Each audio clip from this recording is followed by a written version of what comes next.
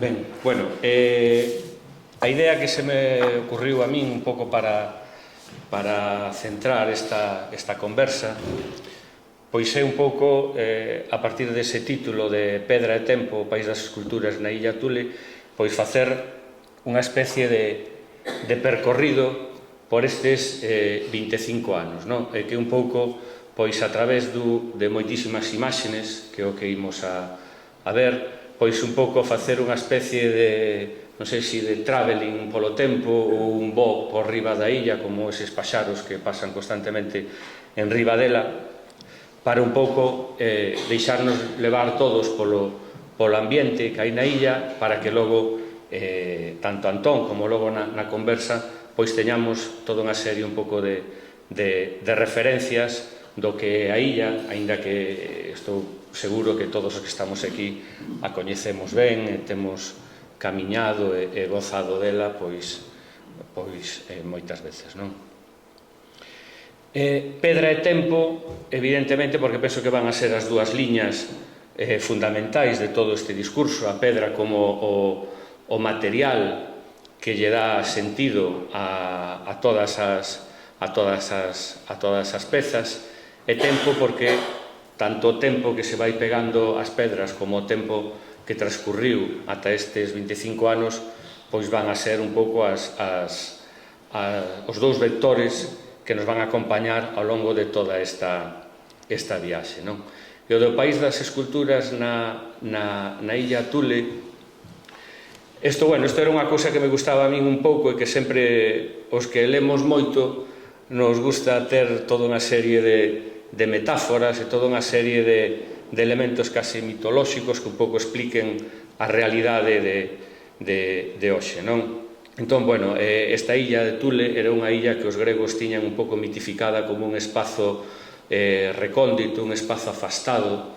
Aínda hoxe non hai quen un pouco a identifique realmente como un punto xeográfico actual, non? Hai moitísimas teorías.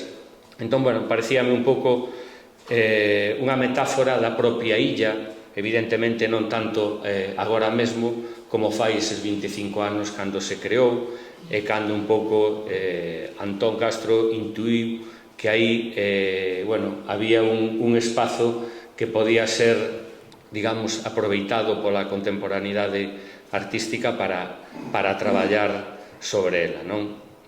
Virgilio referíase a esta illa como o último extremo do mundo, para un pouco quedar sempre no imaginario das culturas clásicas en séculos posteriores tamén, como a representación de algo que estaba afastado da civilización, non?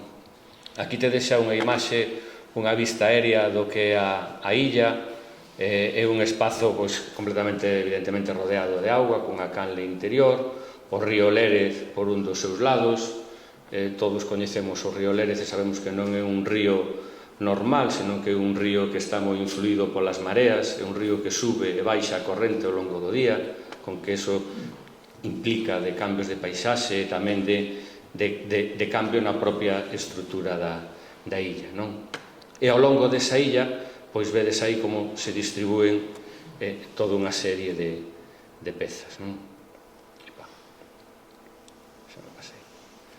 Ben, un pouco ese espazo nos anos 80, os que somos de aquí de Pontevedra, o lembramos como un espazo absolutamente degradado, como unha natureza en completa destrucción, e precisamente nunha destrucción un pouco en relación a pegada do ser humano, non? Como ese contacto coa civilización ia e foi destrozando esa natureza a través dos anos, non? Antón, cando fala da illa, sempre se refire ao poemario de Eliot, a Terra Baldía, evidentemente sabe ben o que di, porque nese poemario precisamente o que se recolle é esa tensión entre a civilización das cidades do principio do século e a natureza, non? Entón, pois este fragmento, este texto, se cambiamos o Támesis polo Lérez, pois evidencia e penso que amosa moi ben toda esa fricción que hai sempre entre os espazos límite das cidades en relación coa propia modernidade, non? Coa propia, digamos, acumulación de persoas. Nos anos 90, todo ese contexto das ribeiras do Lérez, por así dicilo, sufre unha profunda transformación, non? Dunha recuperación dese espazo perdido para aproveitamento da cidadanía, non? Entón, pois, por exemplo, aquí hai varias imaxes, instalouse unha pasarela peonil no ano 97, no ano 98 reformouse tamén todo ese espazo. Imos a ver que hai, bueno, vedes hai unhas farolas e uns bancos, que é un mobiliario evidentemente moi urbano, que aí ten pouco encaixe, pero bueno, naquel momento evidentemente cumpría unha función, non? Que é como a de ser un espazo que permitise a visita da xente, non? Tedes outra vista aérea dende outro punto de vista do que é a illa, no que se ve pois mellor a canle interior. E logo, bueno, este folleto, que este tarxetón que está aquí, é a invitación, o convite que se fixo no ano 99, cando se celebrou un ano santo, un ano xacobeo, o último dese século, que dentro do cal se inscribe este proxecto. E aquí nesta imaxe temos tamén todo un conxunto de elementos que un pouco nos levan a aquel momento previo da inauguración, por así dicilo. Temos abaixo á dereita a inauguración, que foi o 29 de xullo do 99, unha noticia de prensa de principios de ano, na que xa se falaba dese parque escultórico, como sempre o que nos interesa aos xornalistas é o que costan as cousas, máis que outro tipo de cuestións. Tamén interesante porque xa se fala, vedes aí que pon Chillida reserva un espazo, non? Quizá dende o principio xa estaba un pouco presente esa idea de que a illa era un espacio que permitía unha ampliación. Temos os dous comisarios, a Rosa Olivares e Antón Castro, fotografiados ali na propia illa, e logo, bueno, toda unha serie de elementos que son un pouco os que penso eu que articulan todo o discurso da illa, non?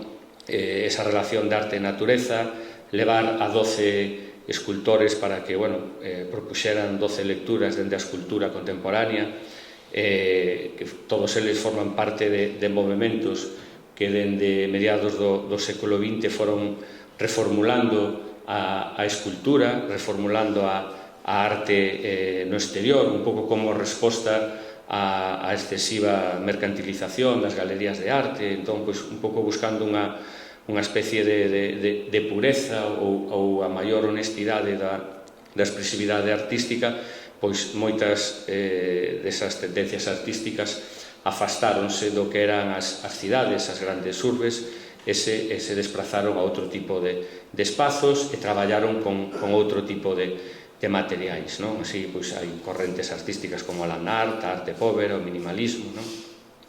Logo, outro dos elementos é un pouco o que falei antes, ese da pedra, o granito, non? O granito como a gran pedra identitaria de Galicia, tanto dende o punto de vista, pois, económico, como unha auténtica potencia de exportación dese material, como todo o que representa dentro da nosa idiosincrasia como pobo o granito, non? Tanto dentro dunha identidade cultural, religiosa ou mesmo patrimonial, non?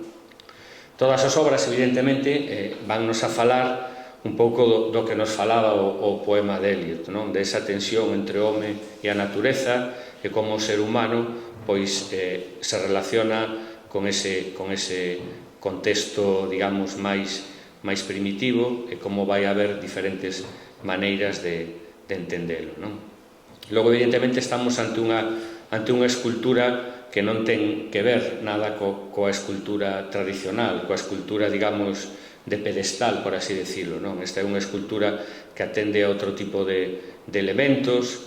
Hai un libro referencial que é o de Rosalind Krauss, na que fala da escultura no campo expandido, de como a escultura non é só a propia peza, senón o contexto no que se ubica e como se transforma e como se fai unha nova lectura da paisaxe.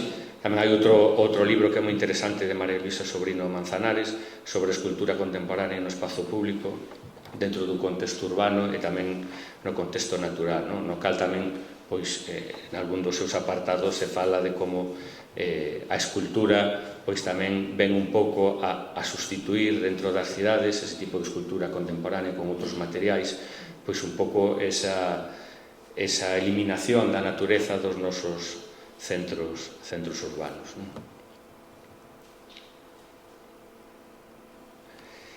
E, bueno, podemos comezar a facer un percorrido pola illa. Eu o que fixen aquí é traer toda unha serie de fotografías da propia creación das pezas. Eu neste ano 99 estaba facendo os cursos de doutoramento en Historia da Arte e dentro deste ensayo que se estaba facendo nos plans novos de estudio, ao facer os cursos de doutoramento había que presentar como dous traballos. En vez dunha tese de licenciatura presentabas dous traballos. Un ia estar enfocado sobre o cinema e o segundo, aproveitando que se estaba facendo este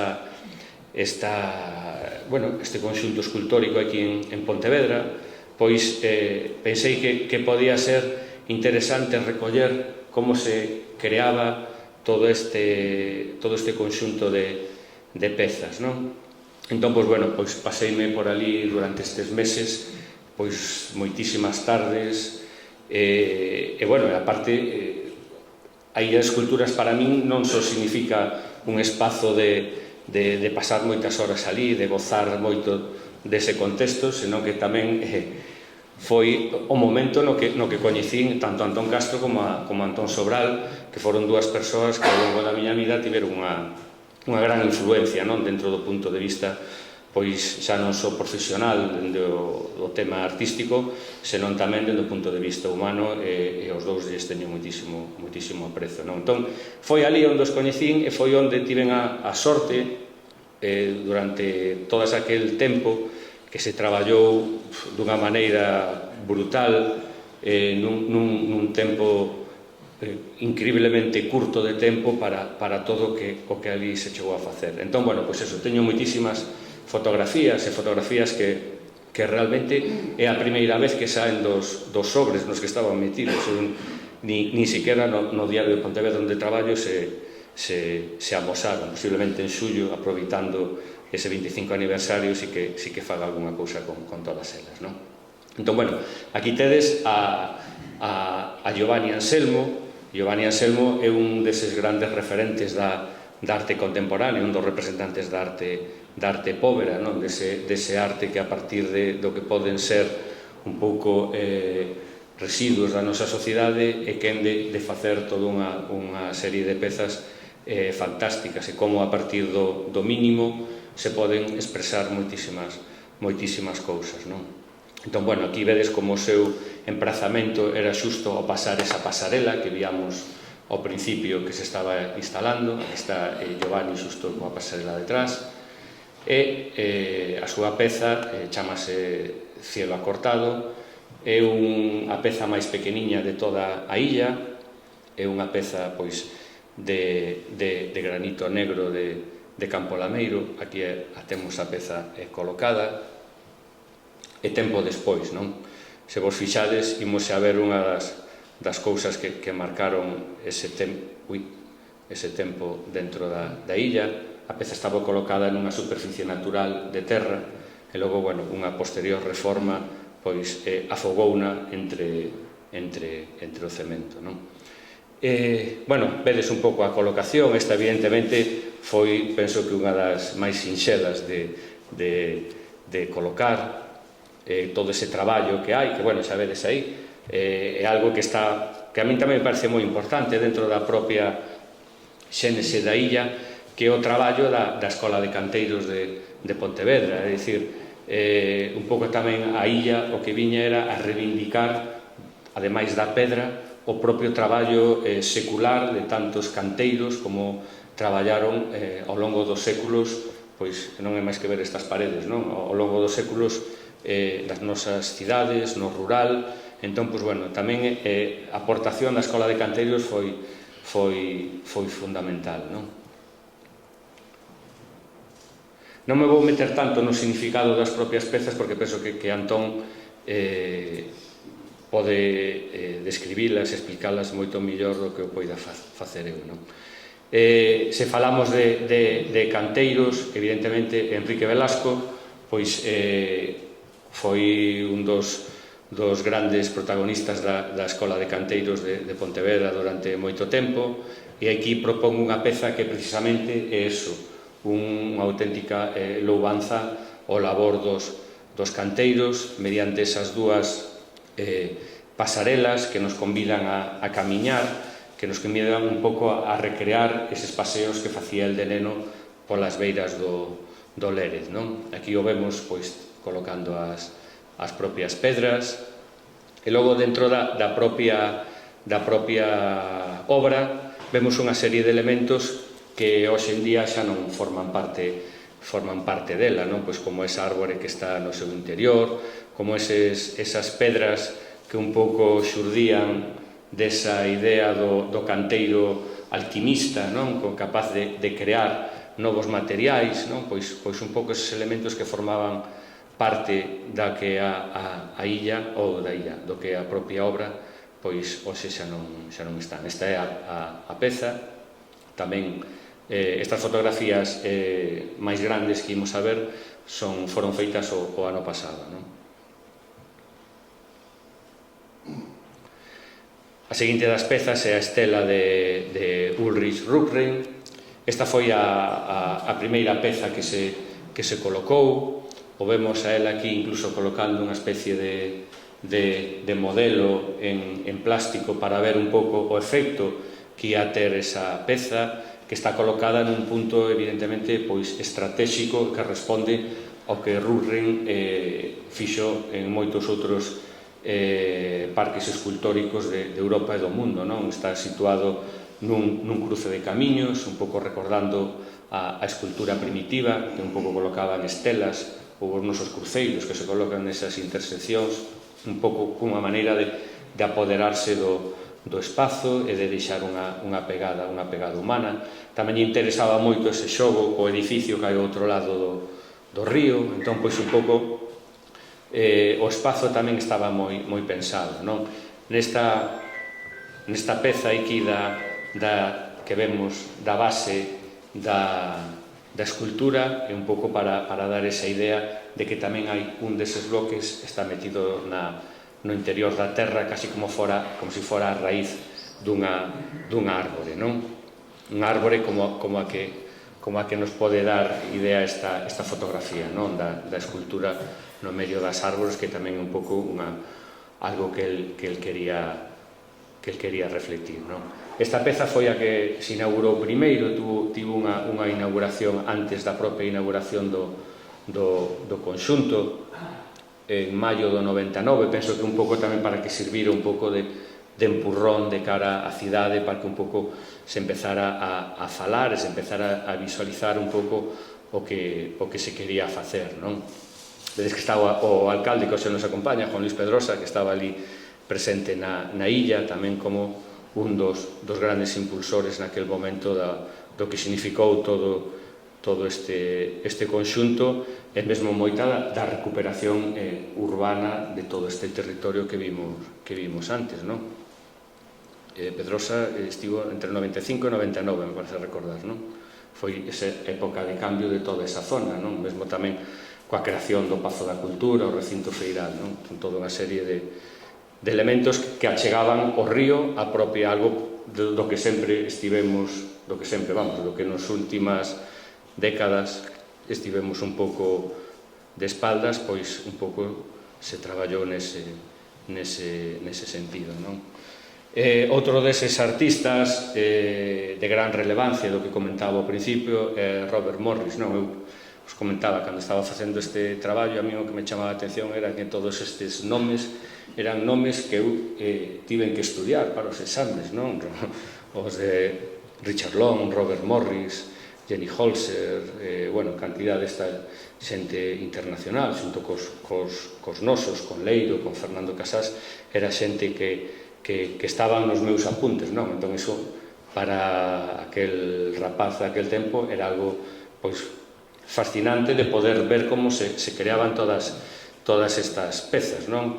Ese laberinto que víamos sempre nos libros de estudo, pois estaban facendo un laberinto en Pontevedra, e un laberinto que se baseaba no laberinto de Mogor, non? Eso é realmente algo pois espectacular, non? Entón, bueno, aquí temos unha foto de Robert Morris en Mogor, diante dos laberintos, o proceso de creación do laberinto, o propio laberinto de Mogor, e logo esta peza inaugurouse uns meses despois da illa, non foi o 19 de febreiro do 2000, aí aparece Morris saindo do laberinto naquel día, non? Aquí temos unha vista, bueno, aérea, por así decirlo, para ver perfectamente como o laberinto partía efectivamente daquel laberinto de Mogor, non? A seguinte das pezas, a de Jenny Holzer, toda unha referencia tamén dentro do mundo da arte contemporánea. Todos lembramos cando entramos no Museo Guggenheim unhas barras con palabras luminosas que nos dan a benvida, e un pouco, pois esta peza está aquí en Pontevedra, unha peza de Jenny Holzer que, a partir do Guggenheim, non sei se haberá en España outra obra dela, non?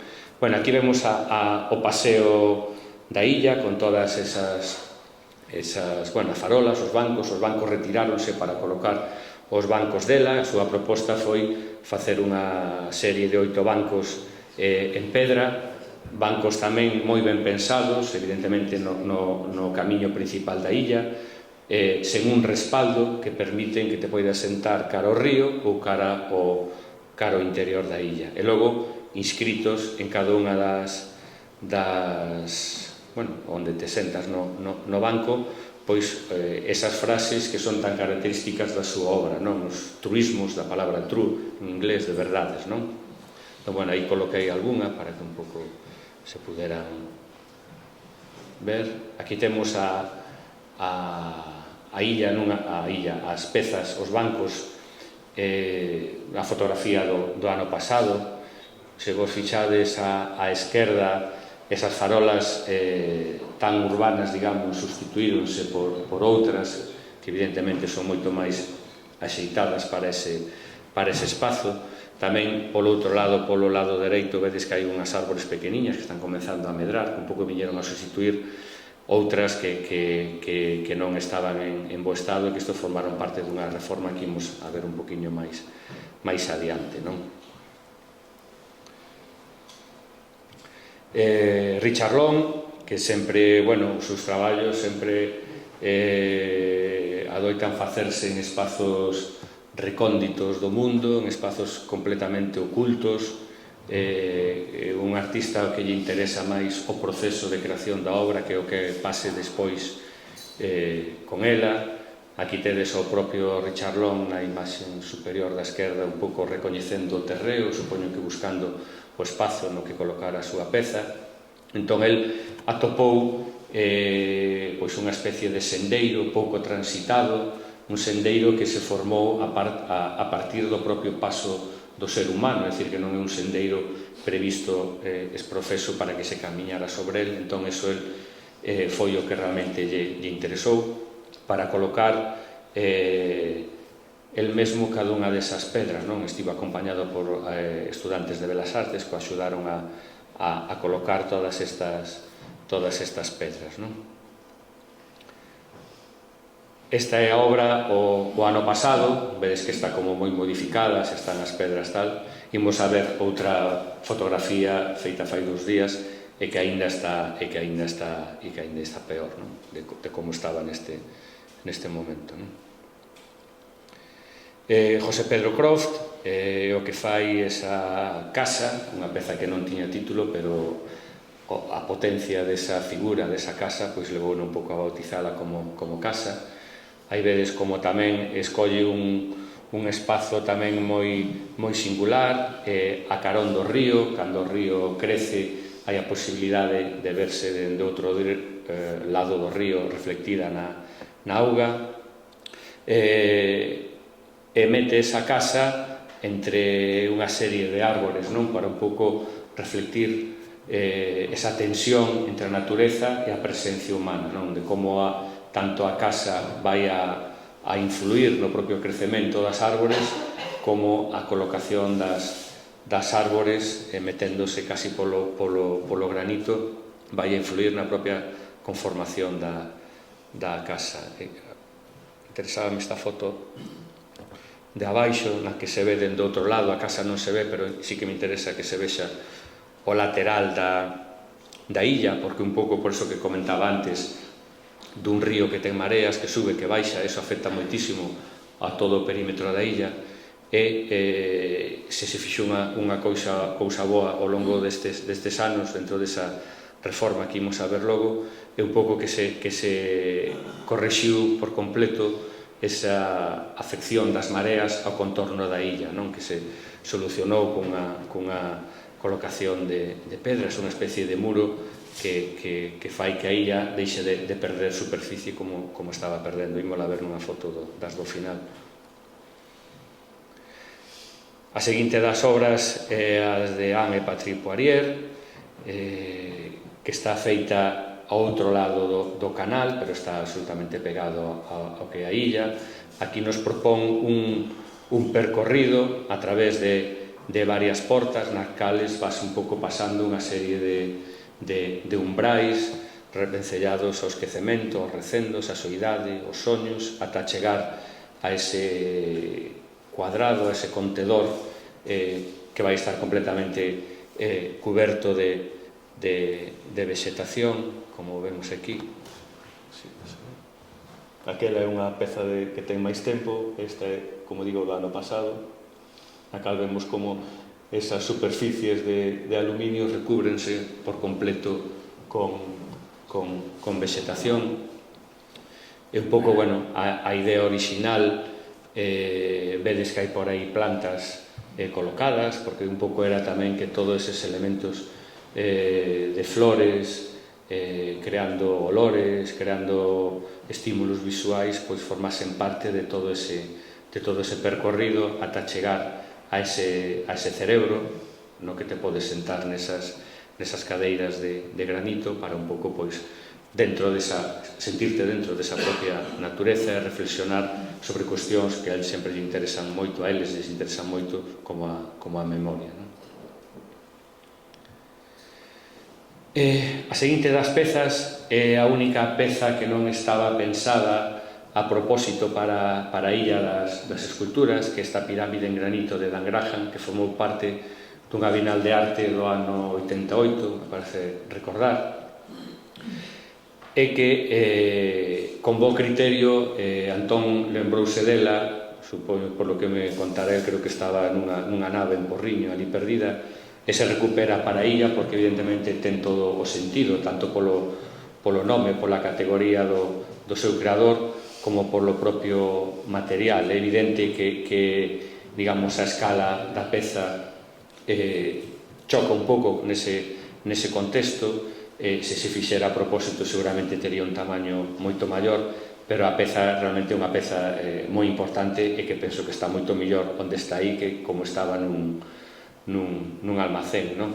Quixen buscar no propio diario, no arquivo, algunha peza dela na Alameda, non a atopei, pero sí me chamou a atención atopar estas dúas pezas tamén de granito que formaban parte desa Bienal de Arte.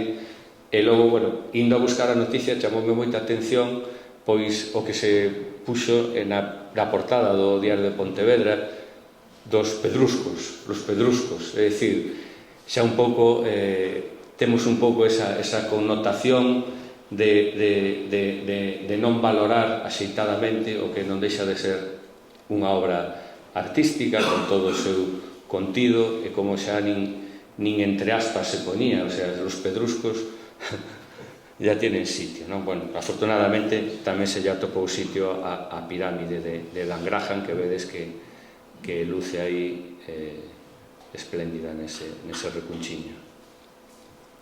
A obra de Fernando Casás, o noso convidado á mesa redonda de despois, na cal vedes todo o proceso, vedes o espazo, o levar a peza, o asentala no terreo, nese espazo que tamén evidentemente Fernando atinou moito co contido, co que quería expresar, colocándoa entre un bosque de eucaliptos, con todo o que eso significa, un pouco de berro da natureza ante unha especie invasora e que limita moito a propia creación de especies autóctonas, non? Como eses árbores non deixan medrar outros árbores, como o que pode reflectirse con estas pezas de granito de Campo Lameiro, aparte de outra lectura que ten desa mitoloxía dos 36 xustos, dunha lenda hebrea que fala de 36 xustos que suxeitan e que soportan dende a xustiza o mundo, non? A de Ian Hamilton Finlay son estes 3 medallóns que se colocan tamén no espazo máis recóndito da illa, no espazo máis afastado, unha peza que te leva, digamos, ou atopas casualmente ou que vayas directamente a vela, non? Pola sinxeleza de como se representa formalmente, pero en cambio o seu contido que é absolutamente maravilloso ao referirse a Petrarca, e un pouco Petrarca como ese primeiro poeta que se afastou da religiosidade da Idade Media, dese amor únicamente divino, e como o amor tamén podía atender a natureza, e como a natureza se podía levar a poesía, non? Entón, bueno, aí se nos dan como tres nomes de 3 sonetos nas cales se fala deso, non?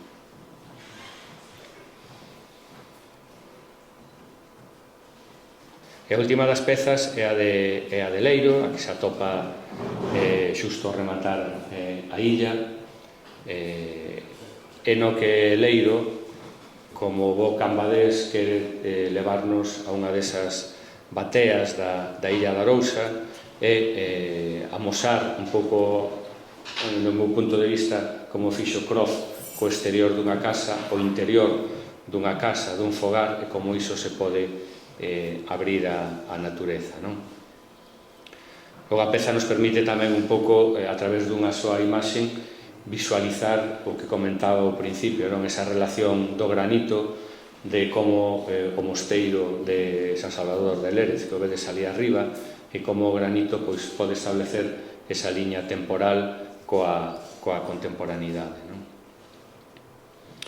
Ben, o paso do tempo, vedes que tamén fixo mella ao longo da propia historia da illa. Vedes aquí á esquerda, poucos días despois de colocarse a peza de Rugrin, o sea, días xa apareceu cunha pintada, a parte de abaixo limpándose, e logo, bueno, vedes como ao longo do tempo, pois, os diferentes procesos de grafiteo, de agresións ás pezas, pois, bueno, foronse un pouco tamén correxíndose cada certo tempo coa limpeza das mesmas. No ano 2001 creouse esa asociación de Illa das Esculturas, porque xa se viu que nos primeiros meses a illa non estaba tendo nin atención, nin o cuidado que un pouco nos pareceu ao principio que debería de ter, non?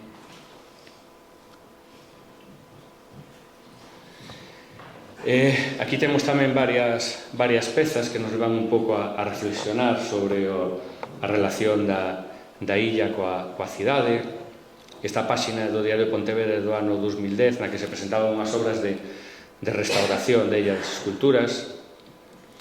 Esas obras creo que se remataron no 2012, non sei se se chega a ler, bueno, un pouco todas as accións que se ian a levar a cabo, nas cales, bueno, aí había a sustitución esa dese mobiliario do que falei antes, a mellora de camiños, da accesibilidade, o cuidado dese perímetro da illa arredor, e un pouco, bueno, toda unha serie de accións que eu creo que foron moi beneficiosas para a illa en canto a recuperación de espazo físico, pero que en canto mellor a propio aproveitamento ou a mellora das condicións das pezas, pois bueno, penso que podía ser que se podían ter tido moito mellor en conta, non? Aquí, por exemplo, vemos esa peza de Giovanni Anselmo completamente afogada por esa superficie de cemento.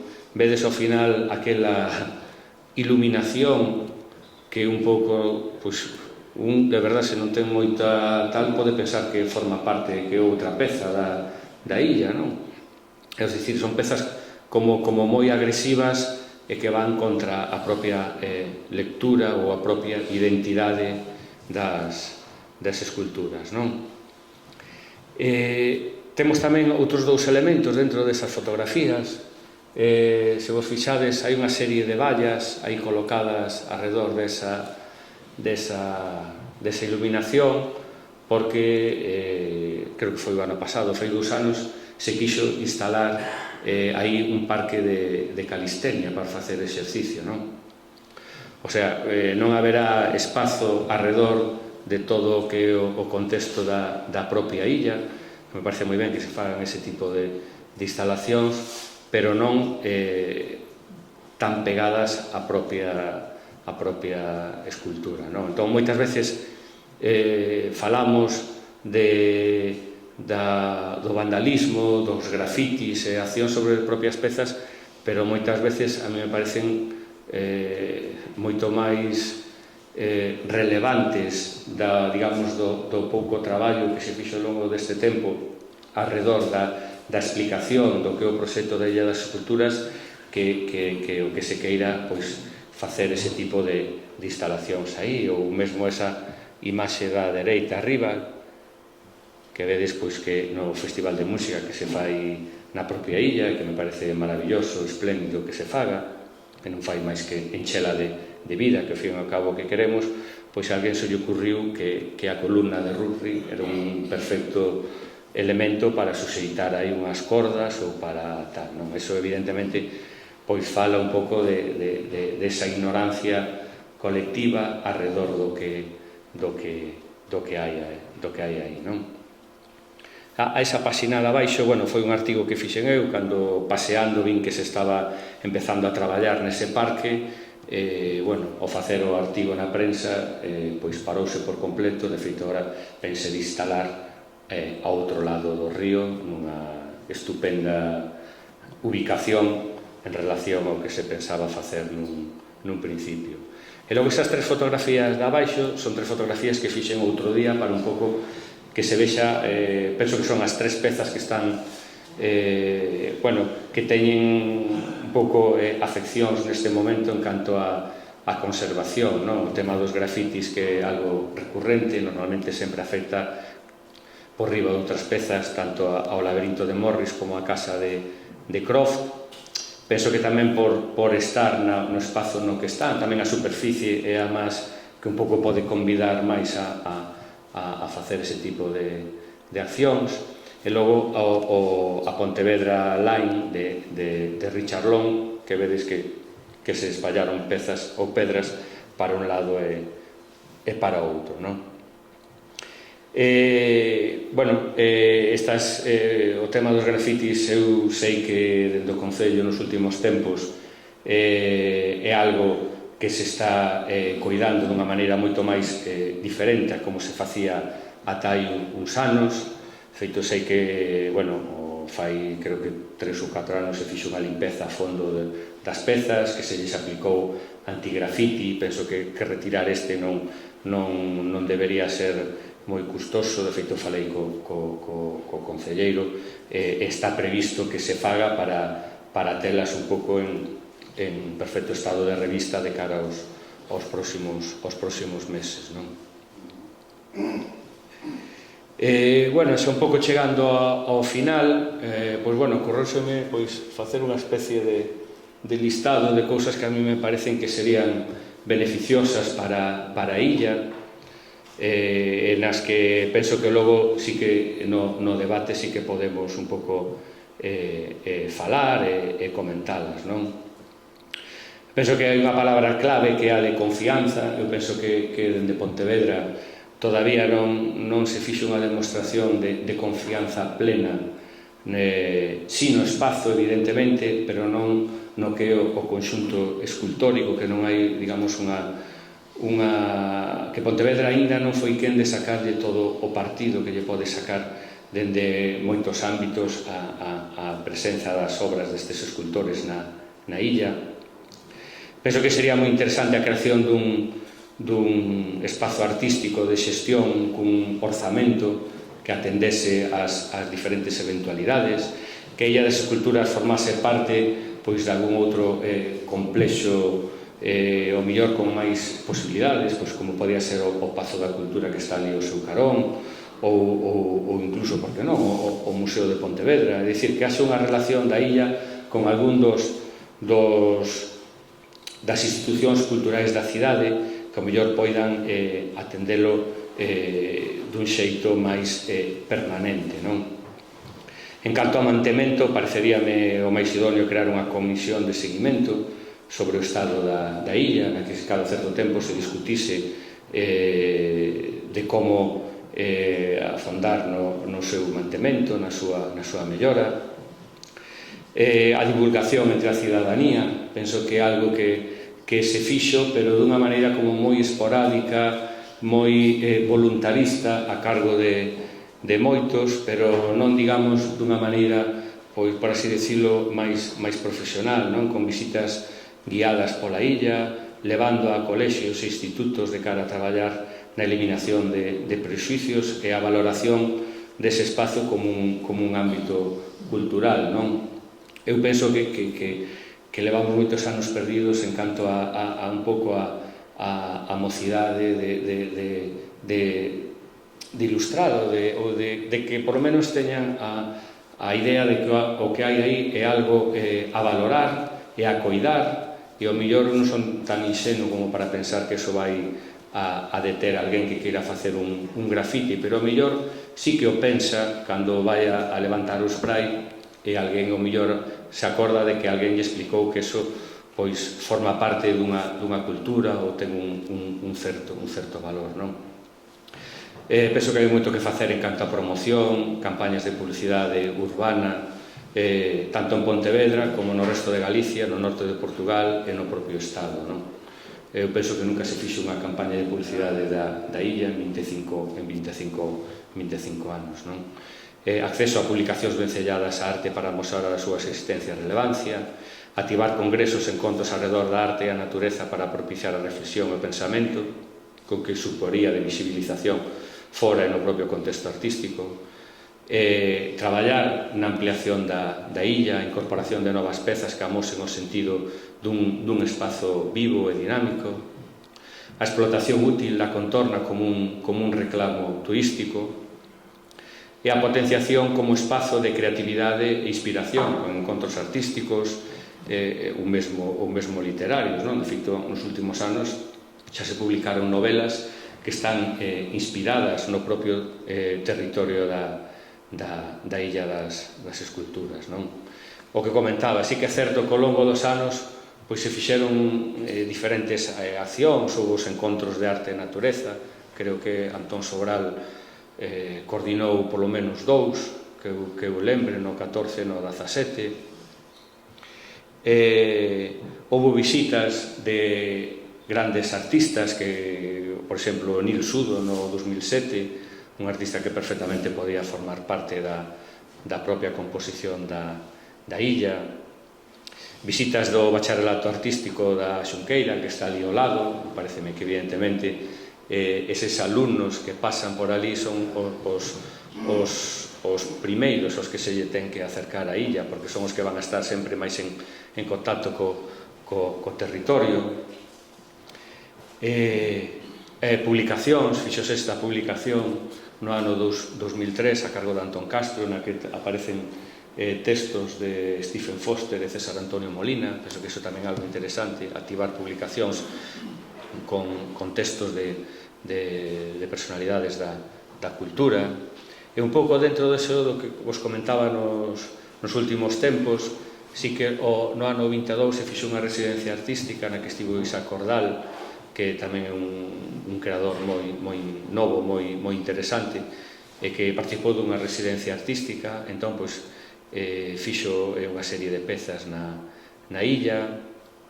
O ano pasado tamén se instalaron uns códigos QR nos cales ti tes a información de cada unha das pezas, e neste ano 2024, eu mesmo acompañei a unha delegación desta xente que está vendo proxectos urbanos en diferentes